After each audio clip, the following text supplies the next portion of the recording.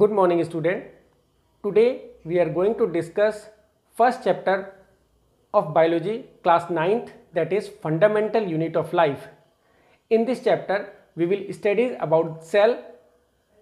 As we all know that in the whole universe our earth is the only planet where life is possible. हमारी पूरी universe में सिर्फ अर्थ ही एक ऐसा planet है जहाँ पर लाइफ पॉसिबल है, क्योंकि यहाँ पर पानी लिक्विड फॉर्म में मिलता है, यहाँ का टेम्परेचर नॉर्मल है, ना ज़्यादा गर्म है ना ज़्यादा ठंडा है, तो यहाँ पर ही लाइफ मिलती है।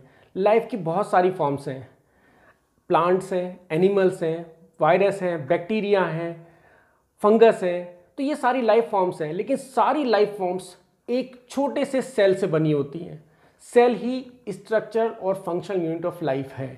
सेल बहुत सारे काम करता है, जैसे कि वो ग्रो करता है, रिप्रोड्यूस करता है, रेस्पायर करता है। सारे सेल के फंक्शन एक जैसे ही होते हैं। जितने भी लिविंग ऑर्गेनिज्म हैं, अगर हम उनको क्लासिफाई करते हैं तो वो या तो यूनिसेलुलर हैं या मल्टीसेलुलर हैं।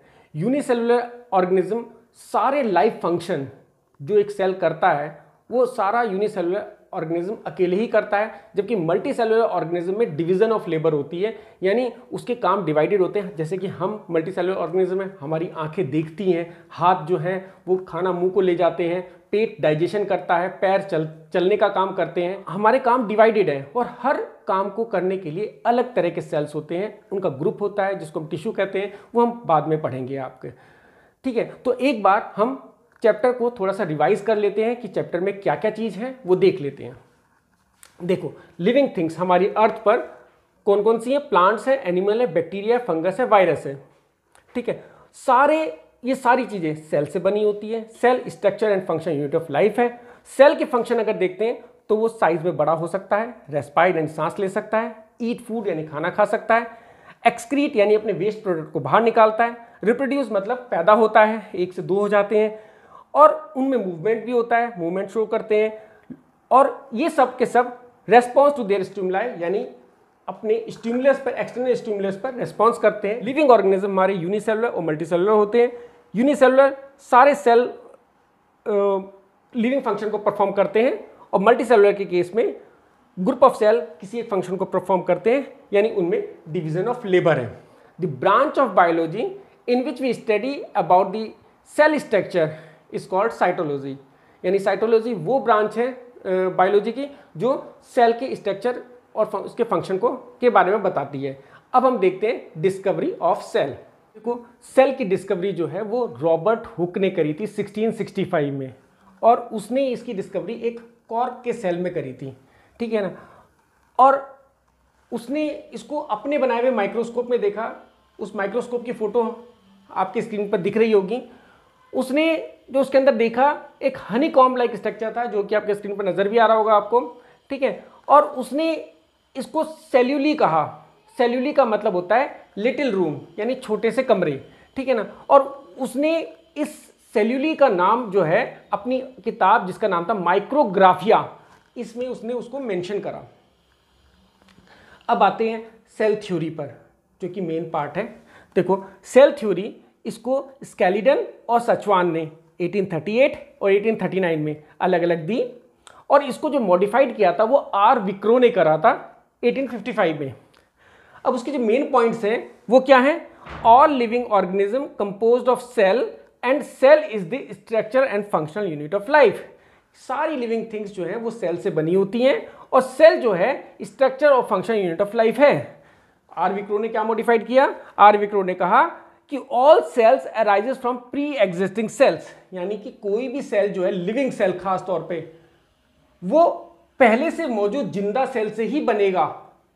ऐसा नहीं है कि डेड सेल से भी वो सेल बन जाएगा। जिंदा सेल ही जिंदा सेल को बनाता है। लाइफ प्री एग्जिस्टिंग सेल से ही ओरिजिनेट होगी। ये एक इंपॉर्टेंट पॉइंट था जो आर विक्रो ने ऐड करा था। वायरस इसके एक्सेप्शंस होते हैं। बाकी ये हमारी सेल थ्योरी आ गई है। अब हम देखेंगे shape and size of cell.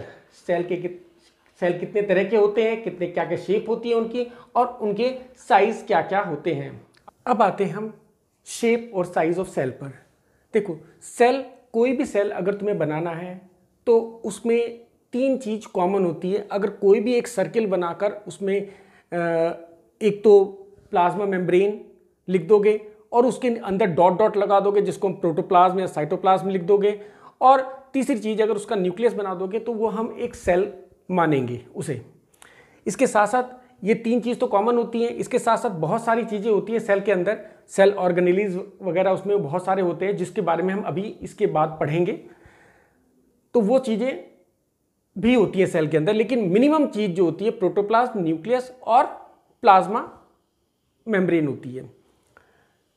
ये हमने अमीबा का सेल बना रखा है। अमीबा का सेल में हमने देखो इसमें स्टार्च बनाया, कॉन्ट्रैक्टाइल वैक्यूल बनाया, क्योंकि ये पानी में रहता है, पानी में रहने के कारण इसको पानी को बाहर फेंकना पड़ता है, इसलिए कॉन्ट्रैक्टाइल वैक्यूल होते हैं इसके अंदर। बाकी हमने इसमें प्रोटोप्लाज्म बना दिया है। और ये सीडोपोडिया जो होता है ये क्या होता है, इसके नकली पैर होते हैं। फूड वैक्यूल होता है क्योंकि ये खाना प्लाज्मा मेम्ब्रेन के थ्रू खाता है, तो इसलिए जो है इसका ये फूड वैक्यूल होता है इसके पास। तो ये हमारा एक अमीबा सेल है। हम सेल जो होते हैं उनकी शेप अगर देखना चाहें तो सेल की शेप जो होती है वो स्फेरिकल हो सकती है, जैसे कि ओवम का सेल स्फेरिकल होता है। स्पिंडल शेप हो सकती है, जैसे स्मूथ मसल फाइबर होते हैं वो स्पिंडल शेप के होते हैं। स्टेलेट हो सकती है जैसे कि बोन सेल है। नॉब थ्रेड जैसे सेल हो सकते हैं जो कि स्पर्म सेल है इस तरह का।